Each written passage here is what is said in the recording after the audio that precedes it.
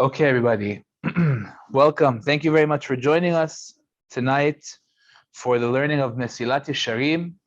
Be'ezat Hashem, tonight we will be continuing chapter 11. There's a lot of important points that the Mesilat Yesharim brings to light, and it's very important for us to discuss these things. As you remember last time, we said that the Mesilat Yesharim is right now in this chapter doing something a little bit differently than he normally does, which is that he's going through certain halachot, and he's just trying to point out the concept of nekiyut. Nekiyut means that the person is clean, not only from the big and grand halachot that the Torah tells us that we have to keep, for example, Shabbat and the laws of forbidden relations and all these types of things that everybody knows that these are the rules and they're famous, but rather the things that are what some people might consider to be small and minor details, things that aren't necessarily the most important in the eyes of people. And he's pointing out that there are many such mitzvot that people simply fail to acknowledge these very important details. And he had mentioned that the idea of being naki, of being clean in these areas, is that when you go ahead and you show Hashem that you care about these little details, then this is really how you go ahead and you explain that you love Hashem, because it's all in the small details. And that's really what this is all about, especially now as we begin tonight's shiur. We're in the nights of Chanukah, and it's so important for us to pay attention to this exact point, that the little details are everything. The idea that a person is striving for more, to do more in mitzvot, to do better, not to just be satisfied with mediocrity.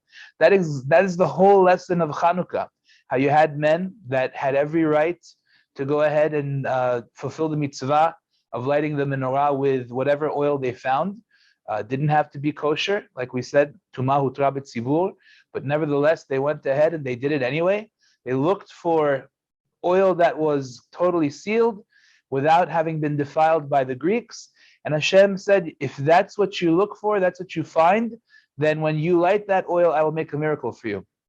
Because when you show Hashem that you care so much to do it in the best possible way, to do His will in the best possible way, like HaKadosh Baruch Hu says, then you know what, I'll make miracles for you. And that's really what it's all about. So right now, the Mesilat Yesharim is going to go through, again, more topics of halachot that in his view is very important. They are very important for us to understand what exactly it is that we can do to be clean in the eyes of Hashem, to be nakim. And let's take a look at what he has to say. So he says, as we mentioned last time, we spoke about gezel and arayot and chemda, which means forbidden relations and desiring what other people have. He says the next thing on the list of really important things to talk about is forbidden foods, keeping kosher. So he goes ahead and he tells you whether it's about keeping kosher in terms of not eating meat that is taref, which means it could very well be kosher animals that have they have blemishes, ben binyan tarovetehen, or mixed food that's not kosher, basar bechalav, chelev, dam. He says all of these rules, meat and milk separating, not eating foods that were cooked by goyim, etc. Yain nesech. Kol ele, says the Mesilat Yesharim, hanekiyut bahem tzarich dikduk gadol v'tzarich chizuk, ki yesh ta'avat halev hamitaveh b'ma'achalim. See, what happens is that when a person has a desire for a certain item, so when it looks good and it looks desirable, that item, he's interested, but he starts to care less about the need for keeping kosher because it looks so good. And therefore, it's a big problem. So people have to make sure that they strengthen themselves in order to make sure that they don't, God forbid, make a mistake in the area of keeping kosher. Sometimes a person will say, well, what's the big deal? I can't tell you how many times I've had People tell me that, yeah, I go to a not kosher restaurant, but I eat the fish, I eat the salad, I don't have the meat, I don't have the other things that are not kosher. And little do they realize that the question of bugs which is endless. How many bugs they're eating, they have no idea. They don't realize that the fish was just cooked on the same thing that all the other not kosher meat was just cooked on. They have no idea that to eat at that place is really considered eating not kosher. They think that it isn't. So that's why, says the Mesilat Yesharim, "Hamekel bahem b'makom she'amru le'achmir." Somebody who's lenient in a place where the rabbis instructed us to be strict, eino ela mashchit lenafsho. He is really destroying his soul. And that's why the pasuk says, "V'lo titameu bahem v'nitmetem bam." Chazal say that there's a pasuk here. It says, "Don't become defiled through these foods. V'nitmetem bam, you'll become impure through them." Says the Gemara, what does it mean you'll become impure? Why does it say v'nitmetem? Nitmetem, says the Gemara, is written without an aleph. Says the Gemara, Al tikri v'nitmetem ela v'nitamtem, which means that a person who eats not kosher, the reason that aleph is not there is because you read it v'nitamtem, which means that the heart becomes sealed.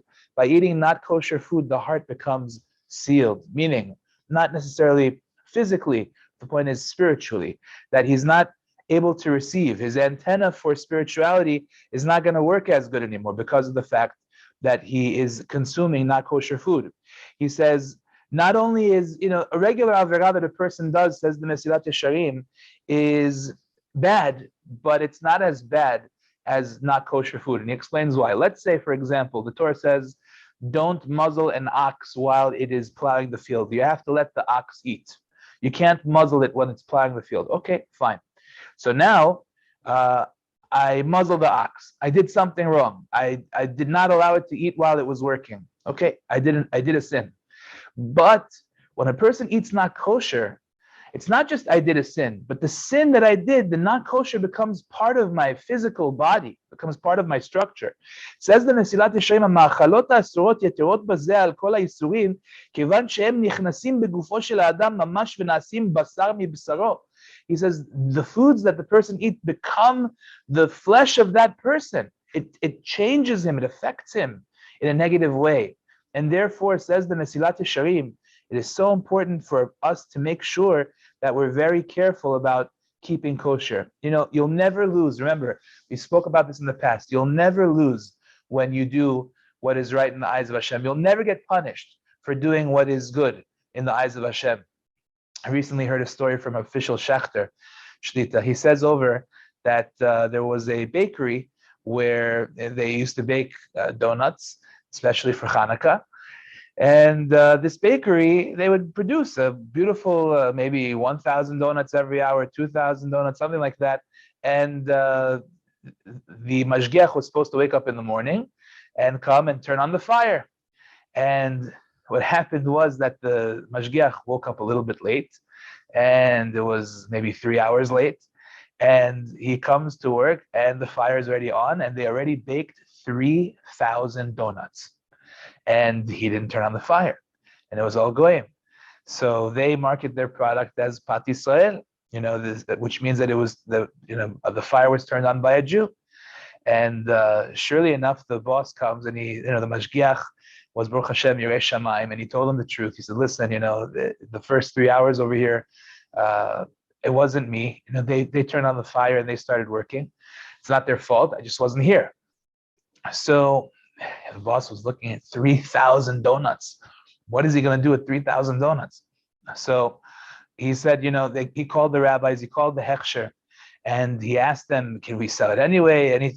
Any chance for a heter, something like that?" And the rabbis actually said, due to certain technicalities, he was still allowed to sell it and market it off because, it's a tremendous loss for him and a bunch of different reasons. He thought about it and he said, "You know what? Forget my tremendous loss. Let me just take it and dump it in the garbage." And then somebody said, "No, why should you throw it away? There's a hospital over here, I think Saint whatever it was, and why don't you just send them the donuts? For the staff, for the doctors, whatever. Thank you for all of your good work. Send it to them, and maybe they'll at least eat it."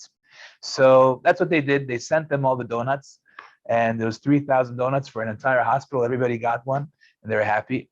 And a few weeks later, this guy gets a phone call, and he says, the person calling him says to him, "Were you the one that sent this hospital the donuts?" And the guy says, "Yes."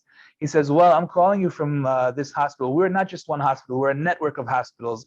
And your donuts were so tasty that we discovered that, we discovered a product that we really like. And we've got, in a few weeks, a very big party that we're throwing. And it's for all the different hospitals that are in our network. We're all getting together. We want to place an order with you, 45,000 donuts." Amazing. So the guy, because of the fact that he didn't want to sell it, market it as Pat Yisrael, when he felt that it wasn't good enough because the guy didn't turn on the fire, he went with his emunah and said, "Whatever will be, will be." And he got an order for 45,000 donuts. But again, he was strict in the area of kashrut. You'll never go wrong when you are trying your best to keep the laws of kosher the best that you can. So that's a very important thing. Now, the attitude that we have to take on this explains the Mesilat Yesharim, is that not kosher food, like we mentioned, is so damaging to the neshama. It's such a terrible thing for the neshama that, in a sense, it's kind of like what we would have in our lives, God forbid, as poison. In other words, whatever, God forbid, a person would do to stay away from poison. If, let's say that you had rat poison in the house, and you know that there are children around, you would lock up the rat poison, you'd hide it away, you'd do whatever you could to make sure that nobody comes near the rat poison. Because if, God forbid, somebody comes close to it, it can be devastating.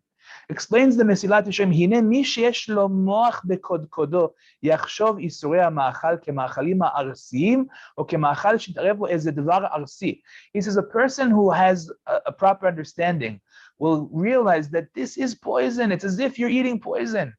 That's how you should stay away from it. Let me explain to you in practical terms how severe it is when somebody eats poison. I'll tell you a story about myself. One time, I must have been 8 years old, and I was in Israel with my family. Now, at the time, the way they used to bottle soap detergent, dish detergent, was very different than the way they did it in America. In America, it's like a clear bottle. You see the soap. It's very clear that this is something you don't, put in your body. Now, the way that they sold it, at least at the time in Israel, it's called amma. So they take a bottle, like a bottle that you would put on a bicycle, one of those bottles, like a sports bottle. And the amma is inside of the sports bottle. So my father had just purchased some dish detergent over there, and I asked him, "Abba, did you buy this?" And he said, "Yeah." So I thought it was water. So I took the thing and I put it in my mouth. And I start to drink all of this stuff. Now, the owner of the makolet saw what I was doing, and all of a sudden I'm tasting this stuff in my mouth. I'm like, "What is this? Tastes terrible. This is not water." And the guy starts screaming. He says, "What are you doing?" in Hebrew. And he grabs the bottle of amma and he says, "Spit it out." And I spit out the amma right there on the floor, and I took some water and I drank it. And little did I know, I had put dish detergent in my mouth. I thought it was water. It wasn't clear that it wasn't water, especially if you're not reading the Hebrew. So, okay, so that was the story. Now, fast forward, I was 8 years old at the time. Fast forward 10 years later, I come to learn in yeshiva in Israel, and I go and I visit my family in that neighborhood. And as I'm there, I go to the makolet, the same exact makolet. Now, I haven't been there in 10 years, let's say. I walk in, and the guy, the owner of the makolet, he looks at me, and then he calls his partner who was there at the time. His name was David. He says, "David, do you remember the kid that drank the dish detergent? He just walked in the door." 10 years later. It was such a scary sight. It was such a frightening moment for him that he couldn't forget my face. 10 years later, I haven't been in that store. He remembered me like it was yesterday. What's the reason? Because it was poison. God forbid somebody drinks that, he could die. So says the Mesilat Yesharim, that's the attitude you have to have towards not kosher. When it comes to not kosher, you have to have in your mind, this is poison. This, God forbid, could be like a devastating thing to my neshama. The truth of the matter is that it's true, like we said before. The person who eats it not only becomes defiled spiritually, but also he becomes sealed, closed off. There's an unconfirmed letter or unverified letter, supposedly, that was written by the Rambam. Somebody had written to the Rambam that he's having doubts in faith, in emunah, and supposedly the Rambam wrote back to him, you should check the food that you're eating. Check the meat. Make sure that the guy who's slaughtering your meat is properly checking his knife. Because if, God forbid, he's not, explains the Rambam, that could lead a person to have doubts in faith. So you see that over here, the portal of the mouth is super duper important. Super important. If somebody, God forbid, is lax in this area and he allows himself to eat things that he should not eat, it could really have devastating effects on the person. So therefore, says the Mesilat Yesharim, if somebody eats poison by mistake, somebody's going to be lax about it. He'll be viewed as somebody who's crazy. Says this is the same thing for the heart and for the soul. That's the idea of keeping kosher. Now, this is all very important. Says the Mesilat Yesharim, so that's a topic where people have to be on guard. They have to be more careful. They can't just be lax about it. The Ben Ish Chai has a famous story where he is trying to explain the need for women to check the lettuce before Pesach, before serving it at the Seder. And the Ben Ish Chai says to all the ladies, he says, there was once a rabbi walking down the block, and he notices a woman who is in her courtyard in front of her house, and she's checking the lettuce for the Seder. And he sees that she's doing it very quick. She looks at it, throws it down, looks at it, throws it down. And she's going, like a conveyor belt, 1, 2, 1, 2, 1, and she's just doing it very quickly, but she's not really checking it. So the Ben Ish Chai says that the rabbi told her, he says to her, excuse me, miss, how many hairs do you have on your head? And she says, it's not possible to count that many hairs. What do you mean? So he explained to her, well, that's how many sets of lashes people are going to be violating because of the bugs that they're eating in your lettuce. You're not checking it well. So it was it's hyperbole to explain exactly, to what extreme we're talking about, but it's a serious issue. People have to go through the rules about bugs and things like that, how to properly prepare certain types of fruits, vegetables. We went through this at length when we learned the Halichot Bat Yisrael, but it's important to know.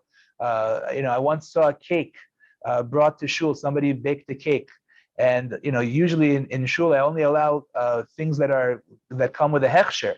But I saw a cake that had on top of it blackberries and raspberries. Immediately I knew that this is something that was homemade and it shouldn't be here.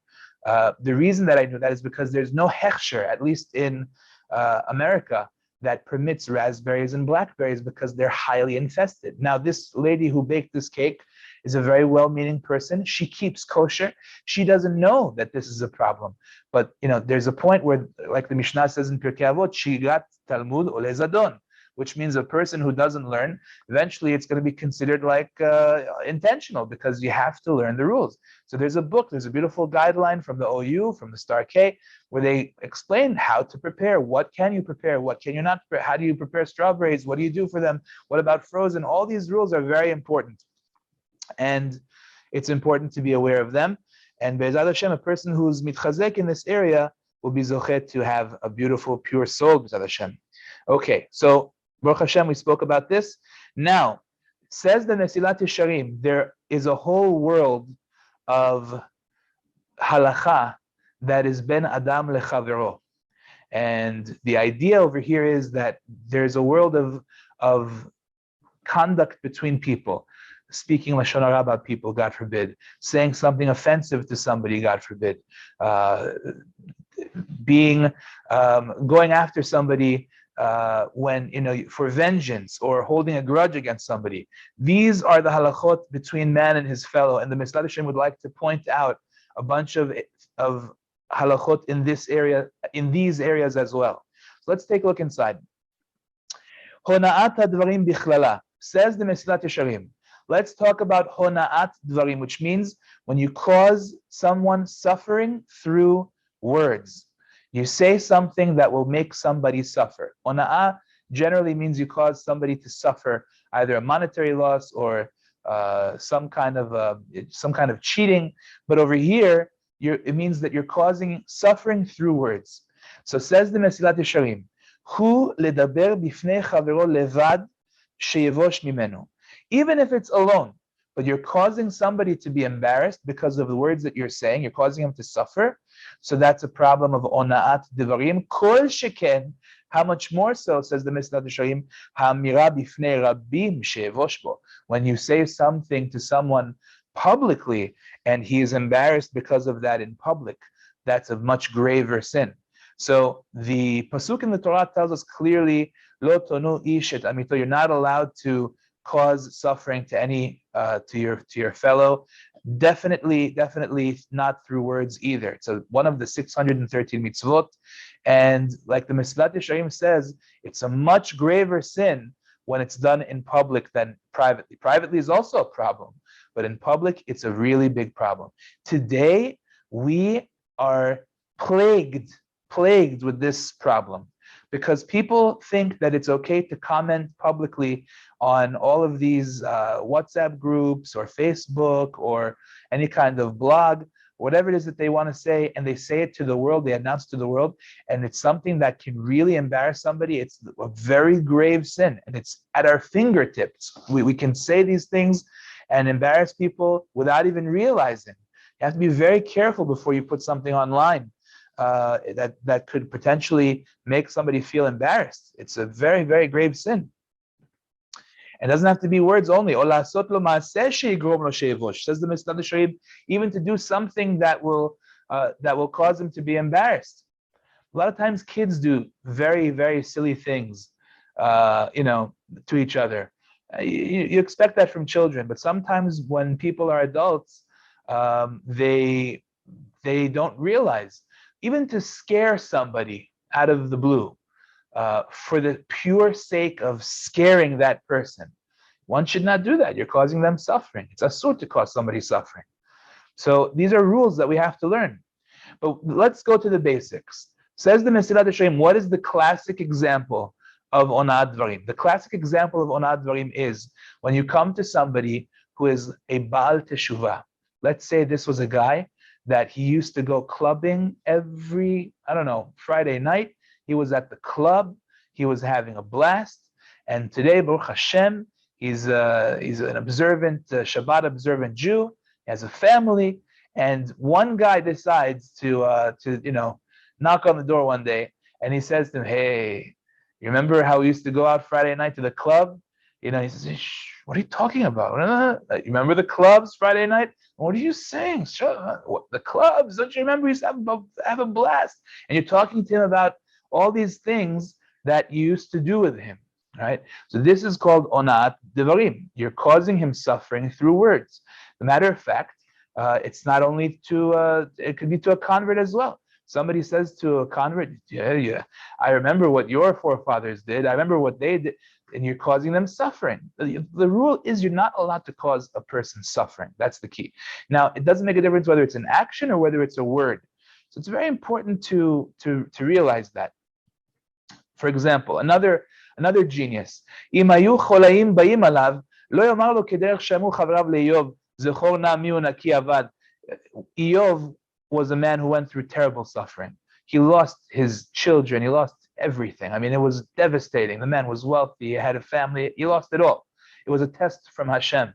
Now, his friends, quote unquote, were there, and they decided to tell him why he lost everything. They told him that it's because he messed up in this area of life. He did that wrong. He did this wrong. He's being punished. And that's exactly what he needs to hear now, right? That's exactly what he needs to hear. When somebody's going through suffering, you have to tell them, well, you know why this is happening to you. Because of A, B, C, D that you've done. No. Torah says you're not allowed to say that to somebody. You're not allowed to do that because you're causing him suffering, right? Very important to understand that. All you can do is support the person, encourage the person, give him chizuk, That's what you need to do. You don't tell him, well, it's your fault, you did this, you did that. That's causing the person suffering. Furthermore, says the Mesilat Yesharim, do not cause somebody to go ahead and to start looking aimlessly when you know that he's not going to find what he's looking for. For example, if a person says, people say, I need grains from you. The people who are transporting grains say, where can we get grains? So he says, go to so-and-so who sells grains. Meanwhile, he knows the guy is out. He hasn't had grains in 5 months, right? So you're sending them all the way over there, but you know that there's nothing there. So you're causing them to suffer. That's also a problem. Now, Chazal say over here, Gadol onaat devarim meonat mamon. Chazal make a point of saying that the suffering caused through words is much worse than the suffering caused through money.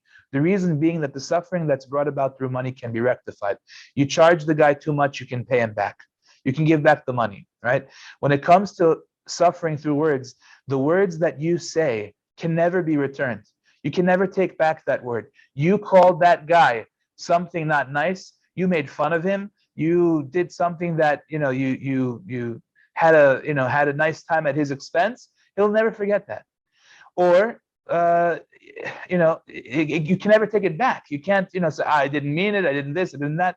No, you said it, and that's it. There's no way to undo it. The pain is already being felt by that person. So that's something which is a big problem.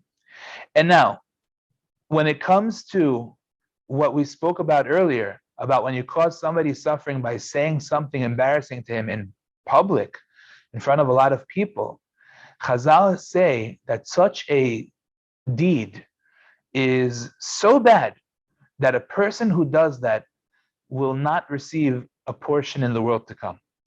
Say Chazal, Hamalbin pnei chavero barabim, en lo chelek laolam haba. He will not have a portion in the world to come. That's so severe. Think about it.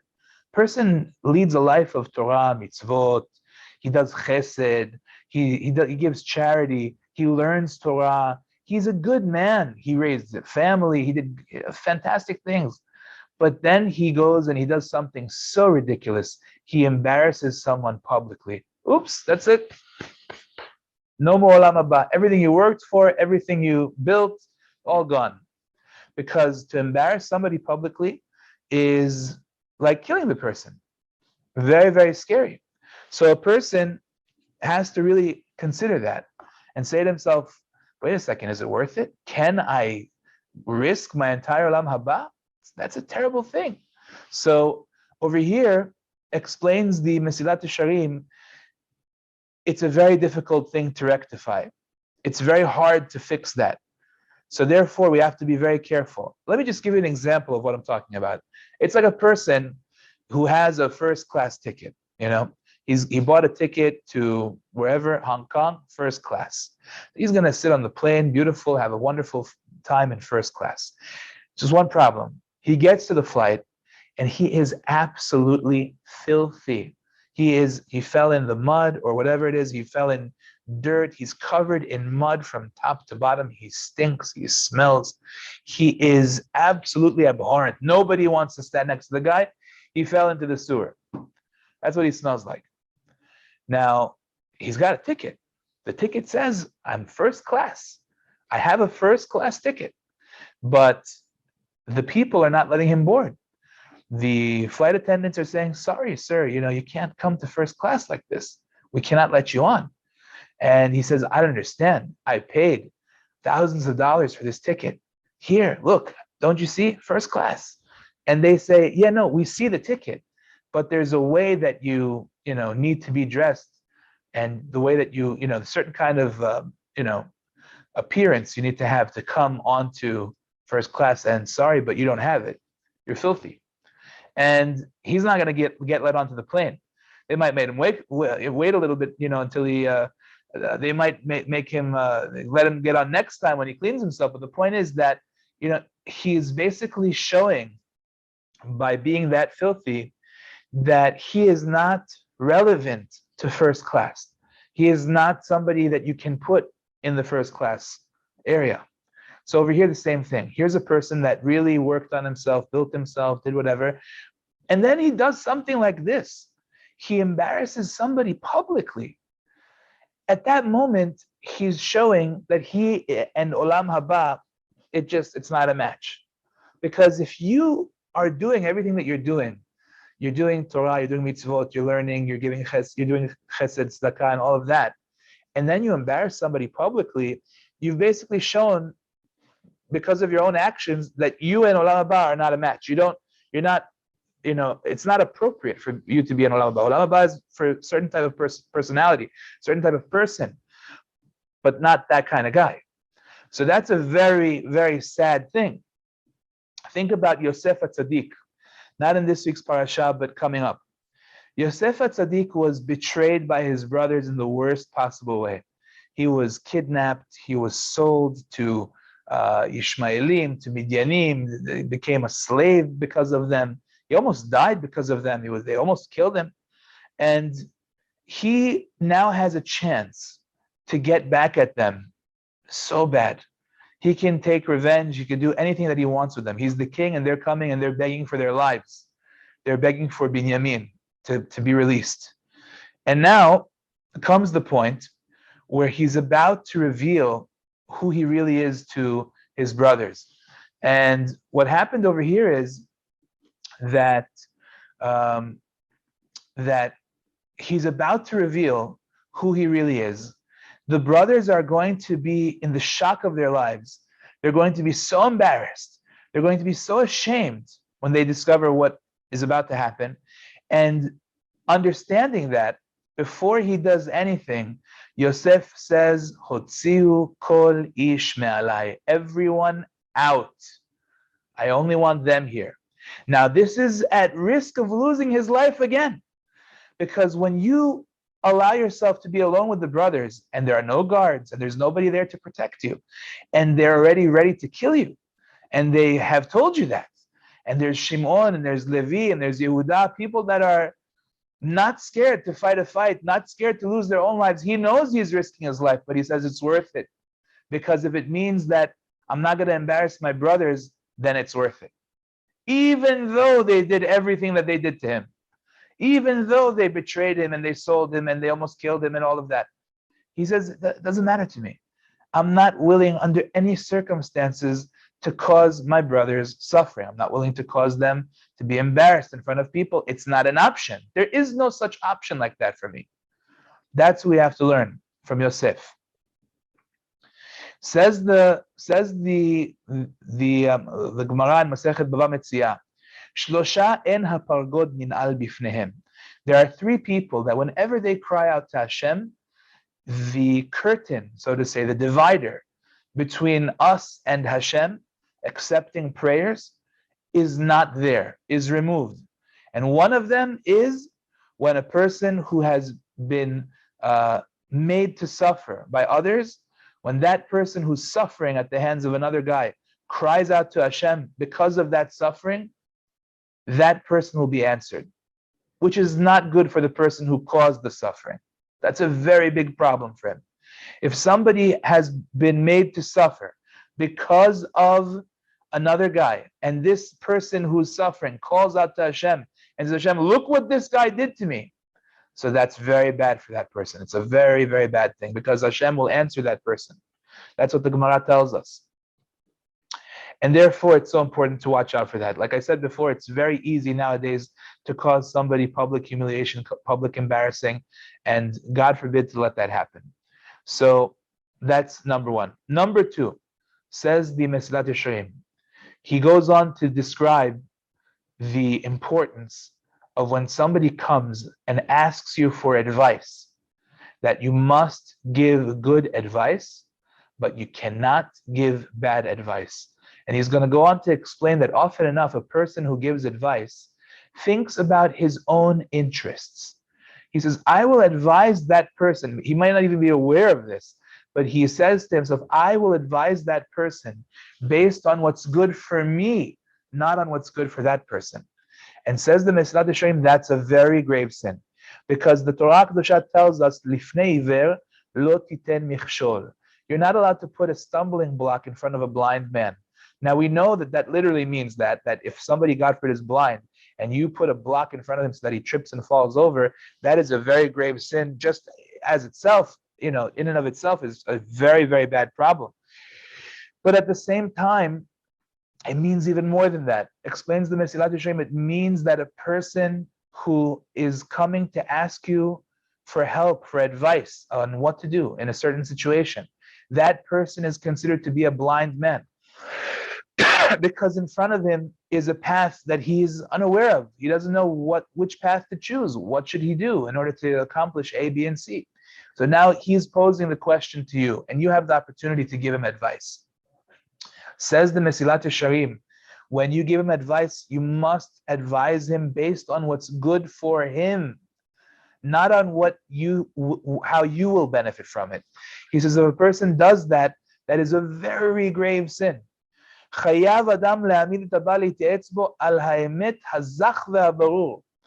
to give it to him in the clearest possible way, whatever is the best and clearest thing for him to do. He says, but sometimes a person gives him advice which leads not for his benefit, right? But rather to his detriment, but it's to the benefit of the one who's giving you the advice. So it's very important for us to think about that too. Often enough, we won't realize that that's what we're doing. We think that we're giving him sincerely good advice. At the same time, we don't realize that our advice is actually mixed in with self-interests, with things that are for our own benefit, the way that we want to see things happen. And that's 100% forbidden. So I'll read you the words of the Mesilat Yesharim himself. Kasher yavo ish li'te'etz bo, yatzeu ha'etza shaya hu notel le'atzmo mamash. You have to ask yourself, what would I do if I were in his shoes? And then you advise him based on that. Without any ulterior motive except for the benefit of the one asking the question. Not for any other purpose. For whatever reason it may be. Let's say, for argument's sake, that the advice that you are going to give him will actually be to your detriment. In other words, you are going to now ask yourself, what would I do if I were in his shoes? And the answer that you're going to give is actually going to be something that is to your detriment. So what do? Are you going to advise him something that's going to harm you, that's going to hurt you? So explains the Mesilat Yesharim. So here's the key. Remember what the pasuk tells us. You have a mitzvah to inform a person when he's doing something that's wrong. So if you can explain to him, in his face that this is something that will, that it might be good for him, but it's going to pose a problem to you, so then explain that to him. And if you are unable to do that for whatever the reason,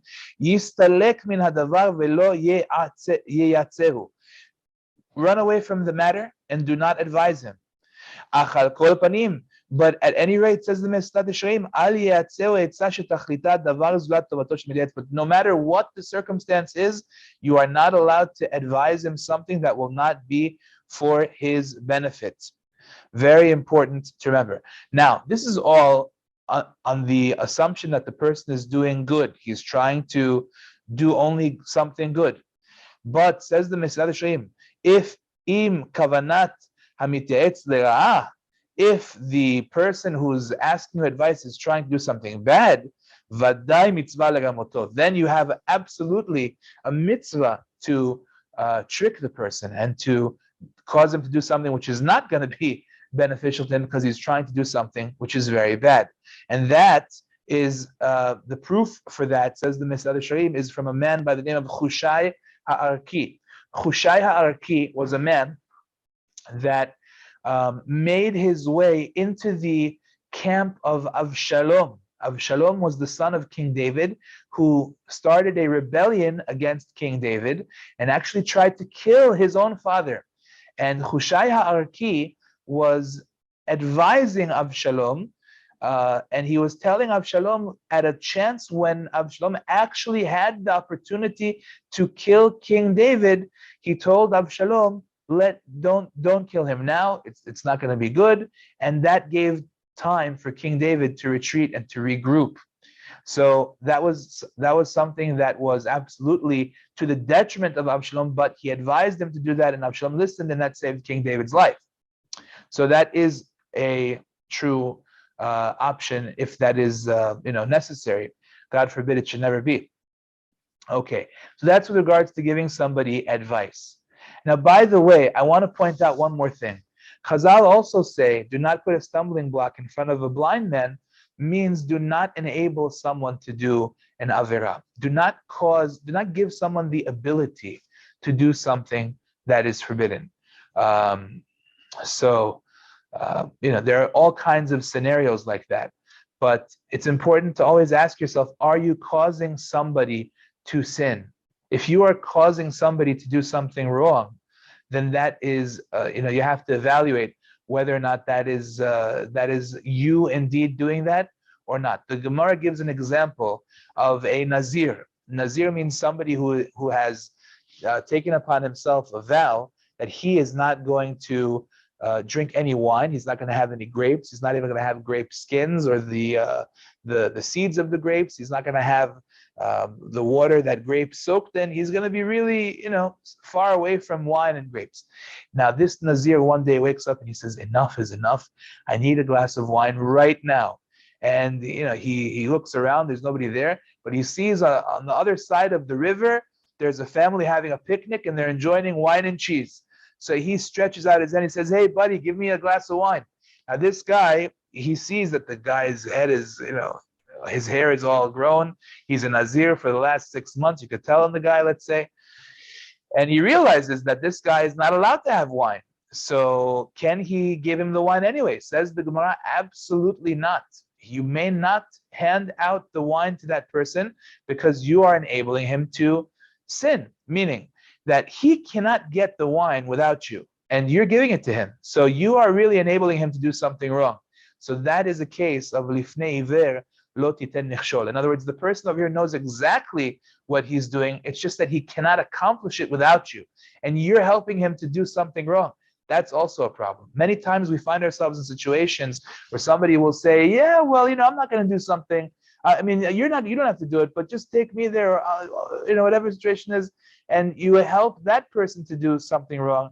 And that is something which we have to ask ourselves every time if that indeed is really a case of lifnei iver. If you ever have a question about that, it's good to call up a rabbi and ask. Somebody had recently, I'll give you an example. Somebody had asked me about a piece of real estate that he had, and the real estate was in a location where most of the people there are, as they say, they practice mishkav zachor, as they say, lo alenu, which means that they do things that are forbidden according to Torah. Let's put it like that.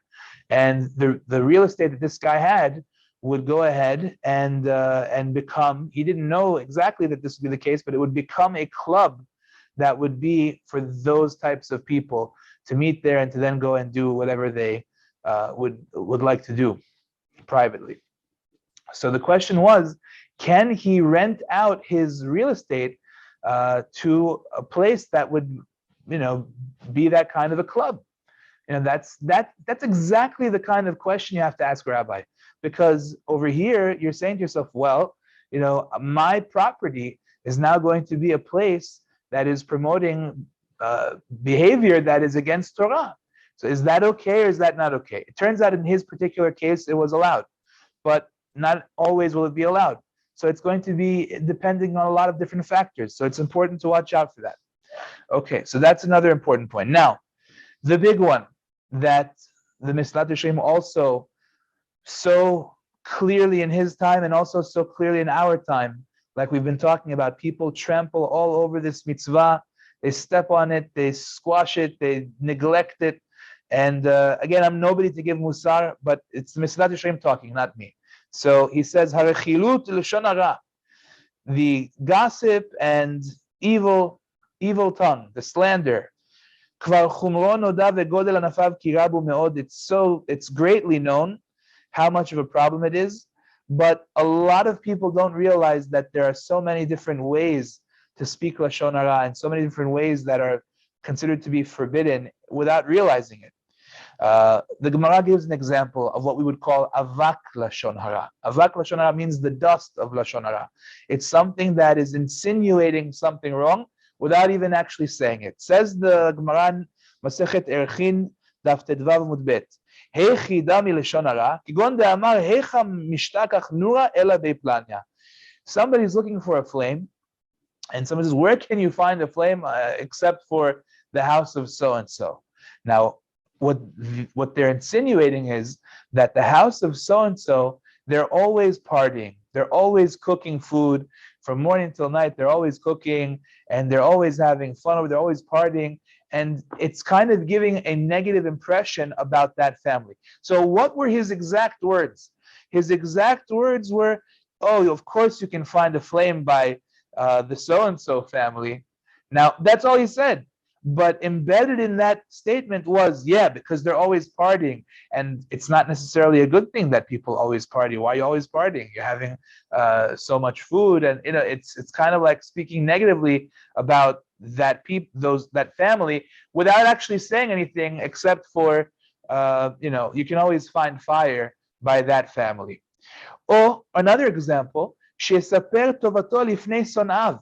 You go to somebody that you know they hate this person. You know that they don't like that guy. And you say something about that person to them, and you praise that person. You say, oh, that guy, he's such a friendly person, so nice, so warm, so welcoming. Meanwhile, the people that you're talking to can't stand his guts because of something that he had said 3 years ago about a family member or whatever the situation may have been. And you know that, right? So now you're gonna cause them to start speaking or to start saying things, and the cause of that was your praise to that person. So you got to be careful. Got to be careful when you go ahead and you speak about people to other people. Now, klalo shel davar, says the Mesilat Yesharim, kol davar sheyuchal livaled mimenu nezek o bizayon lachavero. Anything that can bring about damage or disgrace to your fellow, ben befanav, whether it's in front of him, ben shelo befanav, whether it's not in front of him, harei zeh bichlal lashon hara hasanui umtoav lifnei hamakom. This is considered to be the evil tongue that is hated and is considered to be an abomination in front of Hashem. She'amru alav that it says about a person who speaks Lashon Hara. Any person who speaks Lashon Hara, it's as if he is denying the fundamental principle of Judaism, which is that Hashem is God. Now, that's a very heavy statement. How do you explain that? That you're denying that Hashem is God by speaking Lashon Hara? I'm not doing anything other than just saying, that this guy bothered me the other day. Well, why is that called denying Hashem, God forbid? So you have to understand. I want to just preface it by saying one thing. First of all, it says that a Baal Lashon Hara does not have a portion in the world to come. Now, that terminology is very specific. Baal Lashon Hara. A Baal Lashon Hara means somebody who habitually speaks Lashon Hara. He does it all the time. He constantly does it.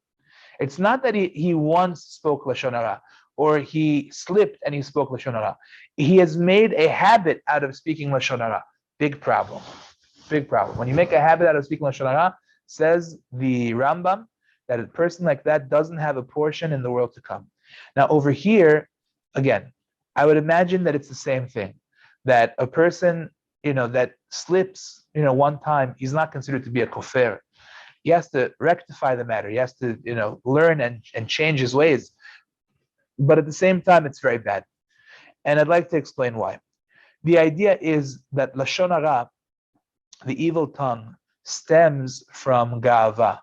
It stems from arrogance. It stems from the idea that the person who's speaking thinks that he's better than everybody else.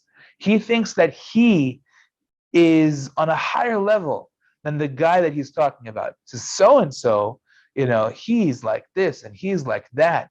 And by the way, it could very well be that that guy really is like he is like that. But you talking about it and you making a big deal about it to other people, and you're making him look small and look disgraceful in the eyes of others, that is a very, very shameful thing to do. And it stems from the fact that you, for some reason, think that you're better than everyone else, or you're trying to make yourself look better than everybody else. Either way, it's very, very bad and very disgraceful. But when somebody has gava, when somebody has arrogance, so that is a point where the Chazal already say that the person is pushing away the Shekhinah. He's pushing away the divine presence, because what's happening is he's saying that I am the man, I'm in control, I'm the one who determines what's right and wrong, and therefore I have the right to speak about this guy and about what he's doing, because I'm the judge, I'm the jury. Oh, so that means that you think that you're Hashem, basically. So then you're pushing away HaKadosh Baruch Hu. That's why it says over here, Ki'ilu kofer ba'ikar. It's as if he's denying Hashem. What do you mean? Because you're basically saying that you're taking the place of Hashem. You're the judge, you're the jury, you're the know-it-all, you're the arrogant guy over here. So therefore, it's a very grave, grave sin. And the Chafetz Chaim, of course, talks about it at great length, about how many avirot are involved when a person speaks Lashon Hara. It's not to be taken lightly. But the point is that we have to always check ourselves and ask ourselves, is what I'm about to say something that is permissible or not? And if you have a doubt, then you don't say nothing, unless you verify, first of all, that you are allowed to say it. A lot of times people are very cavalier with their tongues. They say whatever they want, and they don't realize, as frum as they are, as incredibly observant as they are, and well-meaning as they are, they don't realize that they just violated a very grave sin that the Mesilat Yesharim just called kfirah, denying God. And who needs that? So that's a very important thing to realize as well. I'm going to just add one more point for tonight. Again, chapter 11 of Mesilat Yesharim is a heavy-duty, loaded chapter with lots of halachot and lots of points that the Mesilat Yesharim wants to bring out. And I'm going to try and do as much as I can with the allotted time. Lineder will continue next week as well. Let's finish off with one point. Says the Mesilat Yesharim, Gam hasin'a ve'nekima kasha me'od sheyimalet mimena lev hutal asher livnei adam. He says it's very, very common for a person to have hatred in his heart and to have a grudge in his heart and to try and seek vengeance for what people have done to him. When you get revenge for something that somebody did, it's sweeter than honey, says the Mesilat Yesharim. There's no greater feeling than getting somebody back for what he did to you. And says the Mesilat Yesharim, it is very true that that's the case. But you should understand that a person who holds back and says, no, I can't do that, I can't get revenge for what somebody did, the Torah says that's forbidden. And I cannot hold a grudge against that person because the Torah says that's forbidden. If somebody accomplishes that, says the Mesilat Yesharim, hu chazak ve'amitz, he is very, very strong and very brave. He says because angels, they don't have this challenge. They don't have feelings between each other. They don't have situations between themselves that come up. They don't have a situation where you need a pump to vacuum out the water from the basement, from the flood, and the neighbor said, no, sorry, I can't give it to you. They don't have that. They don't have that moment where you need a shovel to shovel the snow because your shovel broke, and the guy says, no, I can't give it to you. They don't have moments like that. We do. So now when that guy comes to you and asks for the pump for the basement, because now you have one, he doesn't, or you have a shovel and he needs it, and you give it to him anyway, you're on a very, very high level. And it's not an easy thing for us to do, but that's what Hashem expects of us. Chazal, the Pasuk tells us, Lo tisna et achicha bilvavecha, lo tikom velo titor et bnei amecha. You're not allowed to retain hatred for your fellow in your heart. This is a very challenging statement of the Torah Kedosha, However, it's a requirement. We're not allowed to hate our fellow brother.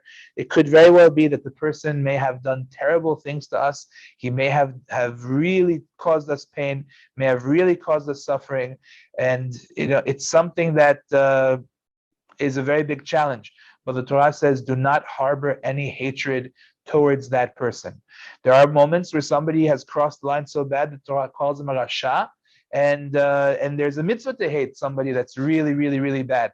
But again, that's a different category. Here we're talking about somebody that really is just he has wronged you.